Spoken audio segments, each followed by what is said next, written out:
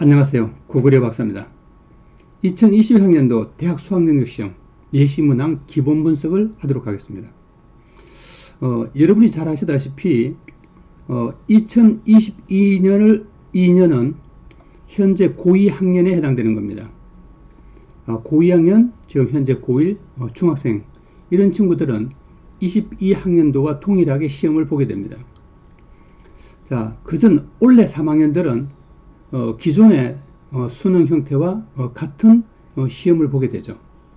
자, 그래서 이제 형태가 바뀌면 무엇이 바뀔까요? 스타일도 바뀝니다. 특히 국어에 선택 과목이 생깁니다.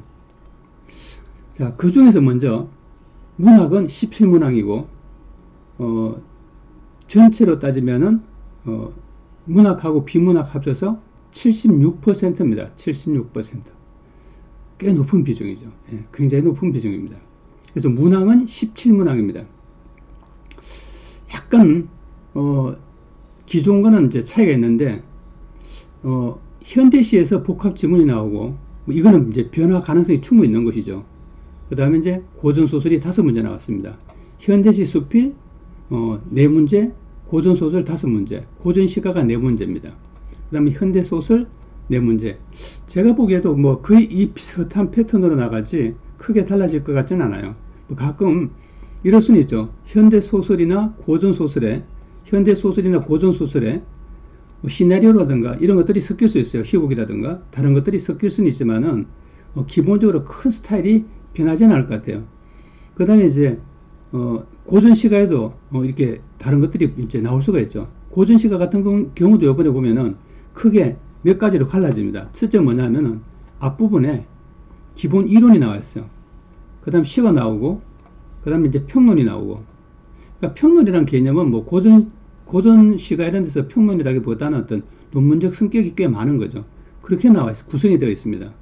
자, 그래서 어쨌든 지문이 큰 변화는 없는 것이죠. 자, 그 다음을 보겠습니다. 이제 이게 문제였어요, 사실은. 지금 현재 보면은 지금 현재 2021학년도로 보면 어떻게 구성되냐면 인문하고 예술이 하나 세트예요.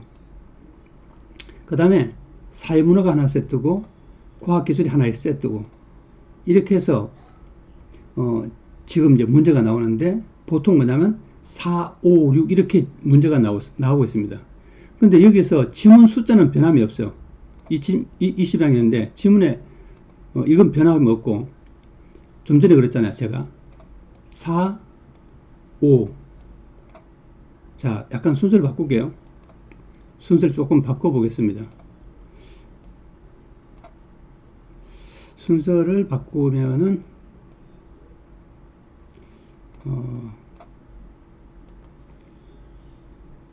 자, 보면은 전에는 이런 식이에요. 4, 자, 이거 빼고 6, 5 이런 식인데 문항이 이제 여기에 2개 늘고 2개가 느는 거죠. 문항이 지금보다 2개 느는 거예요. 어느 한쪽에서. 이 말은 뭐냐면 지문이 길어진다는 것을 의미합니다. 지문이 길어진다는 것을 의미합니다. 그래서 이 모두가 뭐냐면 6, 6, 3이면은 지문이 훨씬 더 길어지는 거죠. 그래서 여러분들은 이제 지문이 길어지는 데 대한 부담도 생기는 것이죠. 확실히 생기는 것이죠. 그 다음에 이제 비문학이 더 이제 그 힘든 과정이 될 가능성이 있습니다. 근데 이제 예시문학은 약간 제가 문제의 출제가 있어요. 이 철학과 관련된 지문이 하나 나오고, 이 사회문화가 나오고 예술이 나왔어요. 이게 약간 이상한 거죠. 아마 뭐 출제하다 보면 그런 일이 생길 수 있는데, 인문이 나오고 예술이 나오고 과학기술이 나왔어요. 뭐 이렇게 될 가능성이 별로 없다고 생각합니다. 저 자신은. 자, 그렇게 보면은 결국은 뭐냐면은 인문예술, 사회문화, 과학기술 아마 이런 형식으로 결국은 나아갈 것 같아요. 만약에 정말로 인문예술 이런 식으로 만약에 나온다면은 훨씬 더 뭐냐면은 인문 쪽으로 약간 치우치는 감이 있죠. 예. 제가 보기에는 뭐 그럴 가능성은 별로 없다고 봅니다. 자, 그 다음에 이제 보도록 하겠습니다. 이제 여러분의 가장 쟁점이 뭐냐면 이거죠. 사실은 굉장한 쟁점인데 화법과 장문이에요. 화법과 장문. 그 중에서도 화법과 장문을 선택할 것이냐 아니면 언어와 매체를 선택할 것이냐 이게 이제 가장 쟁점이잖아요. 근데 이게 보면은 요번에 보면은 순수하게 화법 지문이 하나 있고 전체 지문이 3개예요. 근데 화법 지문이 있고 화작 공통으로 이제 혼합 세팅한 그 지문이 하나 있고 그 다음에 장문이 있습니다. 장문이 있는데 화법은 3문제, 화작 섞어서 이제 4문제인데 이 구성을 보면 2개는 화법, 하나는 혼합, 하나는 장문 이렇게 되는 거예요. 그래서 결국은 뭐냐면 화법 5, 장문 5, 혼합 1문제 이렇게 해서 11문제가 된 것이죠. 이거는 뭐 충분히 예측했던 거죠. 왜냐하면은 이 화법과 장문의 비중을 나누면 5.5문제씩 내야 되기 때문에 그 소수점 이하의 문제는 있을 수가 없잖아요. 근데 보면 문제는 이제 약간 뭐 그냥 평이에요. 여러분들이 이제 뭐 화법은 꽤 오랫동안 실제로 시험을 치러왔기 때문에 의문이 별로 없어요. 어떻게 출제될 것이라는 것을 충분히 알 수 있습니다. 그래서 큰 이제 문제는 이제 없습니다. 근데 문제는 언어와 매체가 문제입니다. 자, 이제 보겠습니다. 여러분이 이제 본격적으로 관심 가져야 될 것은 사실 언어와 매체죠. 어떤 것을 선택할까는 문제가 되는 거죠. 역시 문항은 11문항이고요. 어느 독해와 관련된 문제, 이것은 이제 문법이라기보다는 위에 나온 글을 바탕으로 해서 이제 독해에 가까운 문법이에요. 독해에 가까운 문법. 그게 이제 2문제예요. 근데 이제 3문제가 문법 문제예요. 3문제가 문법이에요. 그 다음에 이제 언어와 문법에 이제 혼합 지문이 있습니다.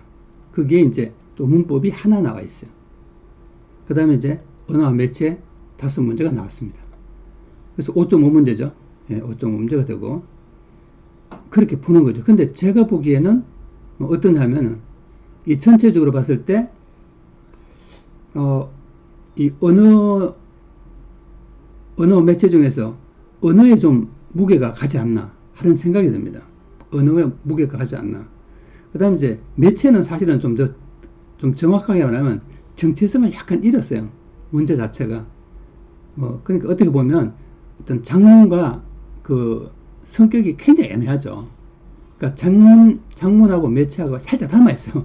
그러니까 이제, 매체라고 해서 신문이라든지 이런 쪽으로 이제 지문을 내긴 하는데, 요건 이제 최신 어떤 미디어를 반영하는 것이고, 장문은 전통적인 이제 글쓰기에 대한 어떤 방법, 그쪽에 가깝다 이렇게 보시면 됩니다. 근데 이제 문제는 이거죠. 여러분 이제 언어와 매체를 선택한 학생이 유리할 것인가 아니면 화법과 장문을 선택한 사람이 유리할 것인가로 따져보면은 제가 보기에는 화법과 장문을 선택한 사람이 훨씬 유리할 것 같아요. 여러분 문법 요거 때문에 이 문법을 굉장히 많이 해야 되거든. 문법은 할 양이 굉장히 많잖아요. 굉장히 부담스럽죠. 그래서 과연 이런 것을 누가 할 것인가 하는 생각은 들어요. 단 암기하는 것을 굉장히 쉽거나 좋아하는 친구가 있을 수 있죠. 그런 사람들은 언어와 매체 하나의 방법입니다. 자, 근데 어쨌든 전체적인 구성을 봤을 때 아마 언어와 매체는 점점 아마 사라질 것으로 예측됩니다. 자, 이렇게 해서 오늘 여러분들 2022학년 대학 수학능력 예시 문항의 어떤 일반적인 기본적인 이야기를 했습니다. 자, 참고하시기 바랍니다. 감사합니다. 고구려와 허박사였습니다.